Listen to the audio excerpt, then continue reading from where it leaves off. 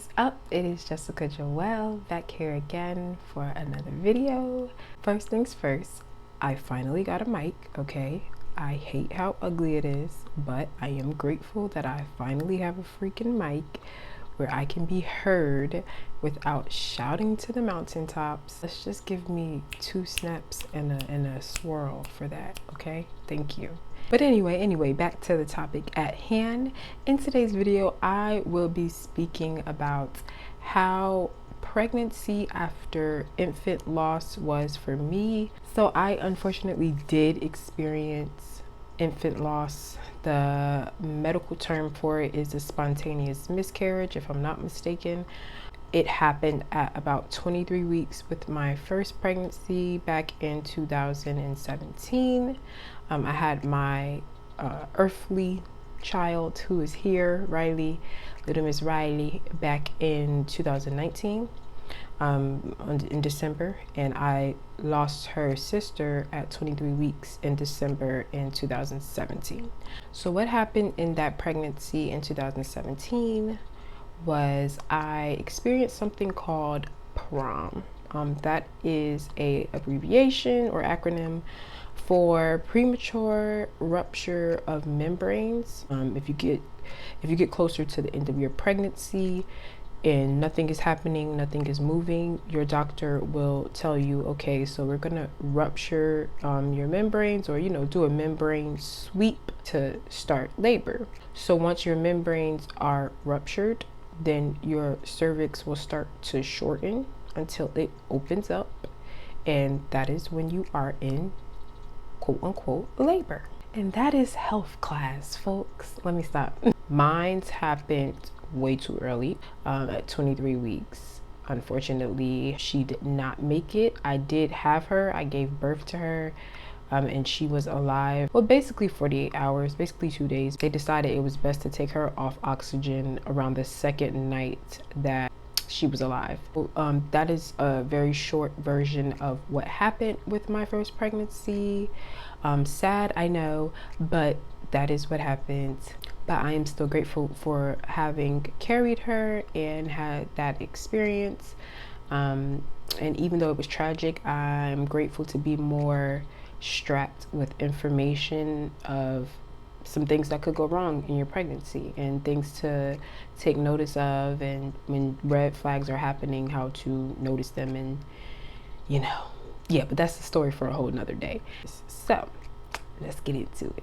I had been with a different OB when I was pregnant the first time. So this new OB that I was with, they were already my gynecologist for the past year or so before I got pregnant. They had worked with me with progesterone due to the fact that it came back that my progesterone was really low when I gave birth the first time. I was taking progesterone inserts, TMI. They were going up my hooter. That was also just to regulate my cycle a little bit, because my cycle had been thrown off. So we were trying to just get my body running a little bit more on regular timing than it was doing. When I found out I was pregnant, I confirmed it with my doctor. I had my first ultrasound at 8 weeks. It was a little nerve-wracking to find out that I was pregnant and then have to wait 8 weeks, basically kind of just hanging in the balance, taking prenatals until I could actually get an ultrasound. With my previous OB, who I had when I was pregnant the first time, I was able to get a ultrasound at about 5-6 weeks, I think. Way earlier than what I was able to get it the second time. So I was a little bit thrown off by that, because you just want to know that everything's okay if you have had infant loss before. 8 weeks comes on by. I go in for my ultrasound and everything is looking a-okay. When you are a high-risk pregnancy, some type of plan is set out for your pregnancy based on your reasoning for being high risk. It could be weight, it could be diabetes, it could be anything. Whatever makes you high risk, the doctors early in your pregnancy will sit with you and come up with a plan on how you're gonna make it to the end. So I sat with my OB.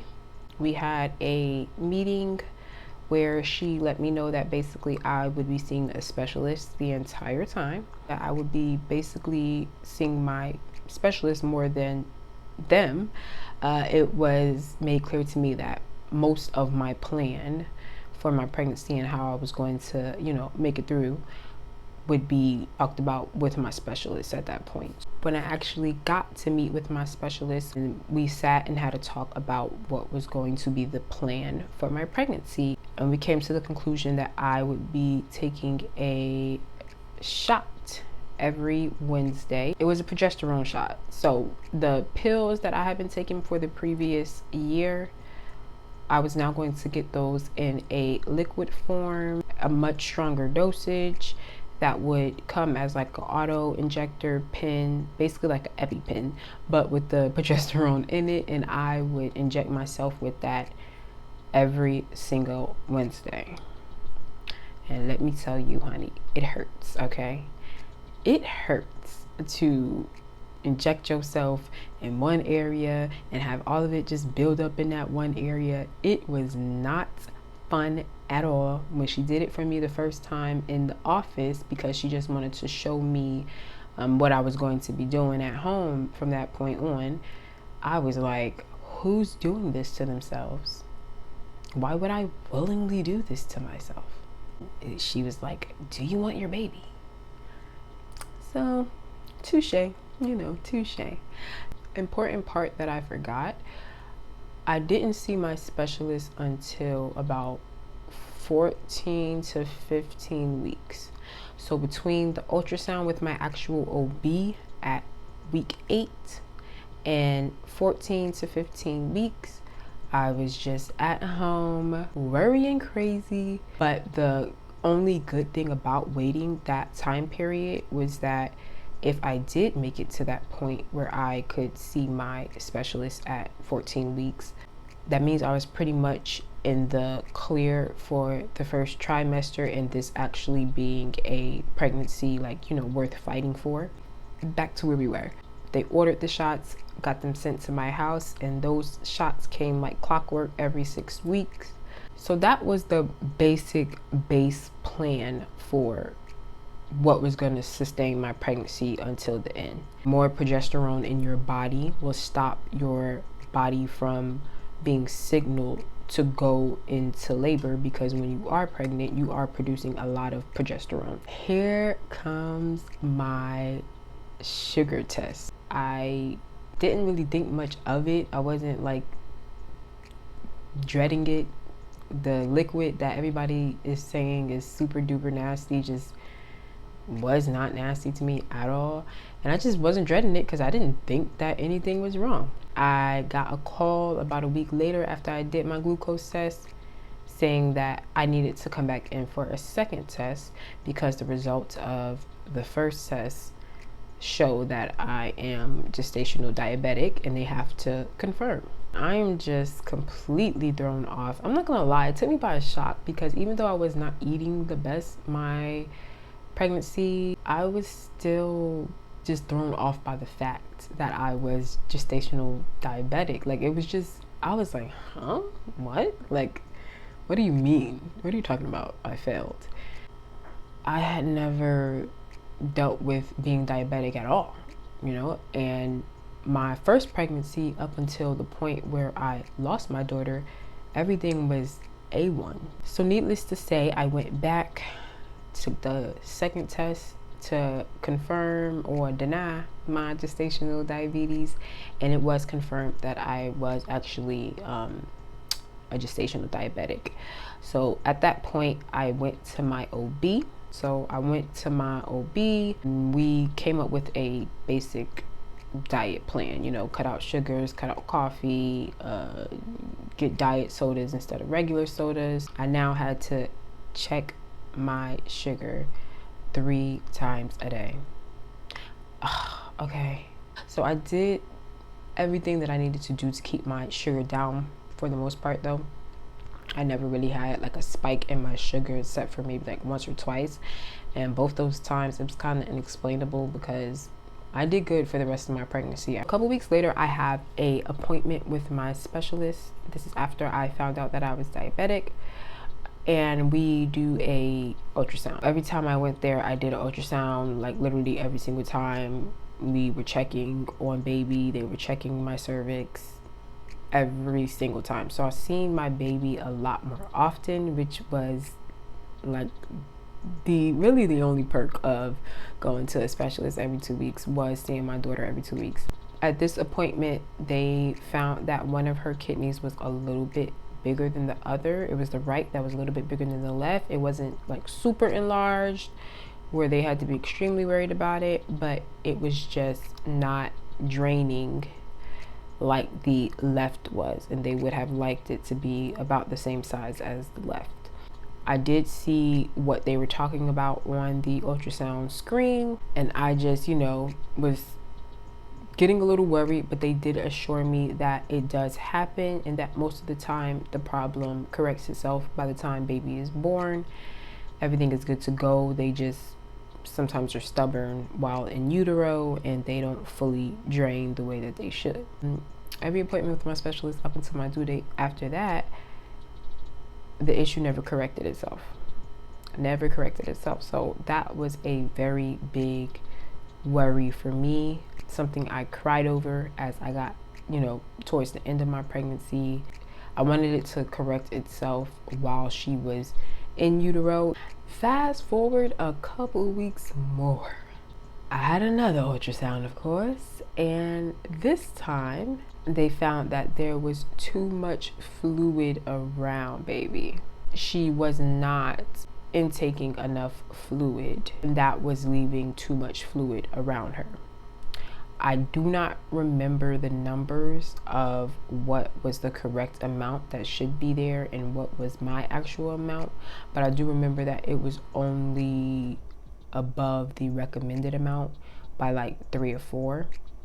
So they weren't extremely worried about it, but when you are high risk, everything that happens that is not normal with your pregnancy has to be taken very seriously.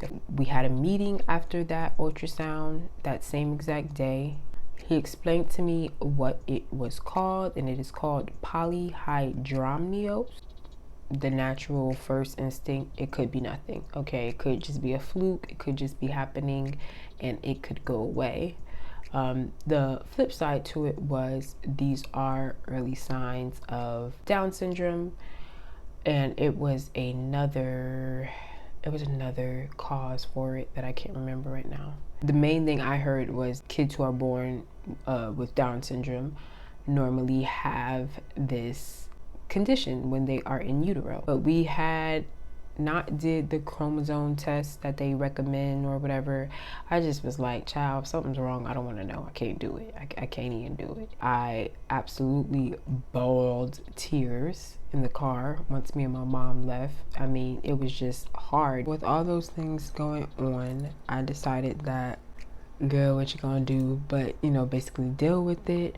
And I just calmed myself down, prayed over me and baby girl, and decided that I was just not going to worry the entire pregnancy. I couldn't go to the end always worrying like this because it wasn't healthy for me, and of course it wasn't healthy for baby. Nothing else really went crazy or went wrong with the pregnancy. After I found out about the Polyhydramnios, that pretty much corrected itself because we never spoke about it again after that day, and her kidneys corrected themselves once she was born. They did, of course, and scan, anatomy, all of that, and she was good to go on that end. The experience was very stressful, and it was stressful to the point that I did not really enjoy it all that much as that sounds crazy to say. But although it wasn't super enjoyable, I am so grateful that I was able to keep my mental strength, physical strength to power through that, still get my daughter here, and now she's alive, she's well, she's loud, she's huge, and We on our way to 2. Oh, not 2 babies, child. That sounds crazy. We on our way to 2 years old. I'm not in a rush to do it again. But yes, you guys, that was my experience on how I handled pregnancy after infant loss. I know a lot of women have been through it, have their own stories. If you want to talk, you can DM me. Anyway, be sure to like, comment, and subscribe, and I will see you in the next one.